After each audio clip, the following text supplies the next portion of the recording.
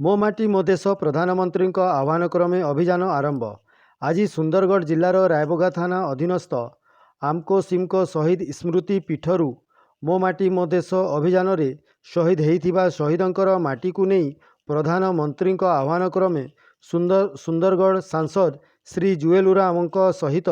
बीरमित्रपुर विधायक Shankar उराम, general secretary पूर्णिमा केरकेटा, जिला सभानेत्री ललिता पट्टनायक एवं मंडल सभापति भोलानाथ साहू प्रमुख उपस्थित रही एही कार्यक्रम रे सहयोग करथिले। आसंतु सुनिबा सांसदंक प्रतिक्रिया।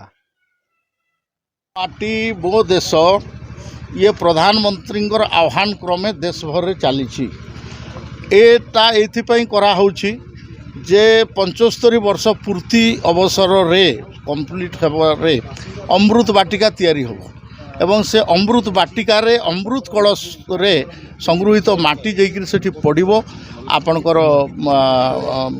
सेठिकार जो आमर विकास पथ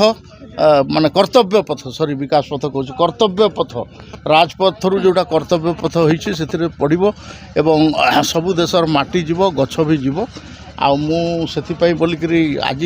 आमर बीरमित्रपुर निर्वाचन मंडल रे मु आछि भाई भौणी माने बहुत बढ़िया गाजा बाजार सहित स्वागत कले आ माटी आमे संग्रह कलु इटा को ये पवित्र माटी को नहीं गाँ गाँव में बुले बुलेकरी शेष आमे ब्लॉक हेडक्वार्टर तापरे आपणकर सीधा जाइकरी भुवनेश्वर पर दिल्ली पहुँचेबू मुझे समस्त को सहयोग करने कहूँ अनुरोध करुँची कहीं एटा दलमत निर्विशेष आम करुँ ए कौ आमर निजर पार्टीर निजस्व दलीय पताका ना अन्य समस्त को भी ये काम लागंतु बोलिक अनुरोध करुँच।